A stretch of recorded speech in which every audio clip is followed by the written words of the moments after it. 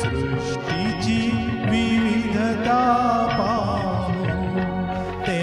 जननी हृदय विरह शंकित झाले